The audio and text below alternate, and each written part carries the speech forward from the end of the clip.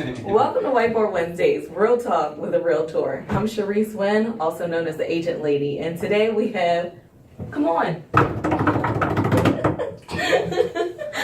Myran Jones with GMC Movers, and he is going to, actually, I know I said GMC Movers, but you also have a consulting, which is more important to this particular one. So let's rewind. Do you want to actually give me the title? But before I let you give me the title, we're going to talk about is Airbnb in your future. So tell us a little bit about your consulting for a second. Oh, okay.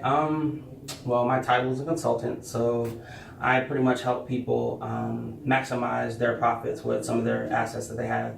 And one way to reallocate some of your assets is finding out if your rental property is Airbnb friendly.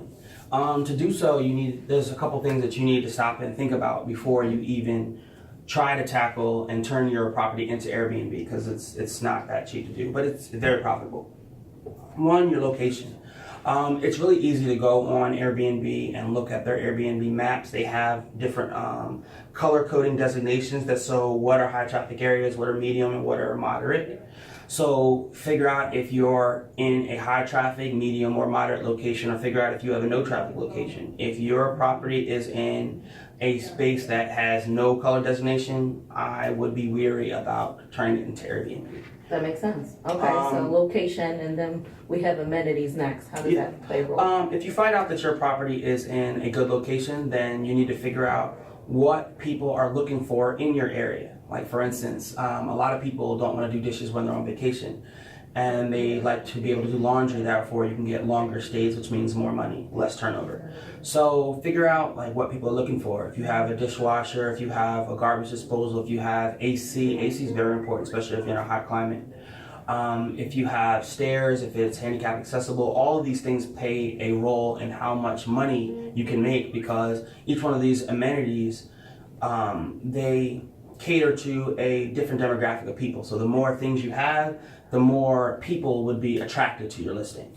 That's pretty interesting, because some landlords, now that you have this property, you're trying to figure out, you're used to the tenant that you would get in on a yearly basis, or even maybe 6 months at the least, and they try to stay away from things like garbage disposal, because these are things that tenants can easily break and they don't want to replace. So with Airbnb, obviously you need something like this again, most likely, depending on where you're trying to rent. Oh yeah, definitely. Or Airbnb. Okay. Because Airbnb, they have a policy where if it was working before the person got there, and they get there and all of a sudden it's not working, then you can always put in a claim and put in a request for money, and it's really easy. It's just click it, type in what do you say happened, they'll contact the person that was there, they'll ask them, and you get your money back. I mean, I even had something as small as one of my first Airbnb people, her kid had like this little doll. He threw it at the door, put a dent in the door.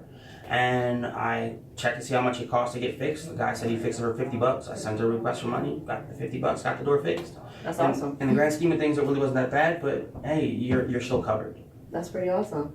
And the last one we have here is homey.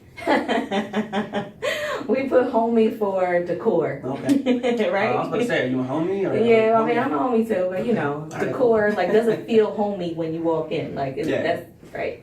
A lot of times, like when I first got into Airbnb, I was just like, okay, let's put a bed in there, let's put a couch in there, let's put a TV, hey, let's rock. But I started getting reviews where people were saying it's very sterile, you could tell that the person doesn't live there type thing. So if you're in there, spend some time in the space, figure out what you'd like, figure out what things would make you more comfortable. If you put up blinds, or if you put up curtains, or if you put up a rug, or maybe even some kind of ready or something that plays soft music, something that would make you want to spend time in the space. Like some of these higher end hotels, when you walk in, you feel like you want to stay there. But if you go to a Motel 6, it's literally a bed, that cheap carpet, and then that television with the clicker that's on the nightstand that's bolted down. So if you want to maximize your profits, if you are in a good location, you have the amenities, spend the time to make it homey, because it'll definitely pay off in the end. Well, if you have a property and you're considering making an Airbnb, That's the guy to talk to. Well, thanks for coming again. Thank you for having me again. Absolutely. And again, he's a consultant helping people maximize their assets through real estate. So how do they find you? They can always call me on my cell phone, or they could, actually, that's weird. It's a very good question because I only use word of mouth. That's very interesting.